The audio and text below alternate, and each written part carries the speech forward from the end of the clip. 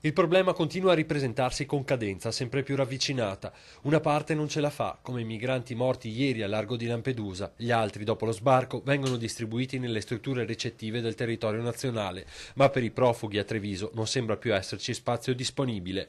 Nelle prossime ore circa 450 migranti varcheranno i confini della regione, ma non è noto quanti di questi verranno assegnati alla Marca. L'assessore al sociale di Treviso, Liana Manfio, ha detto che il comune non dispone di altre strutture per l'accoglienza.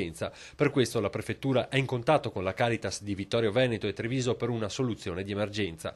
Da qualche unità a diverse decine, ma anche l'ennesimo sforzo chiesto alle associazioni di carità è ormai insostenibile. L'accoglienza è un dovere certamente anche dal punto di vista cristiano, però è proporzionale alle forze che abbiamo, quindi cioè, quando si sono esaurite le nostre forze noi diciamo non che non vogliamo più accogliere, che non lo possiamo fare più da soli, dinanzi a questi numeri, a questi esodi non abbiamo più le forze per poterlo fare.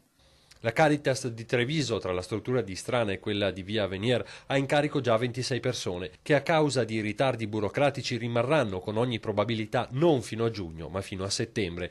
Don Davide spiega che al massimo possono essere accolte dignitosamente altre 2 o 3 persone. Ecco perché la prefettura sta parallelamente valutando l'eventualità di dirottare l'accoglienza presso strutture alberghiere, con il conseguente problema dei costi. Insomma, il bicchiere questa volta sembra davvero essere pieno. Queste persone che arrivano da contesti di disperazione, non li fermerà nessuno, neanche se si bloccano, cioè non c'è questa, è un esodo di massa da situazioni che si stanno complicando sempre più.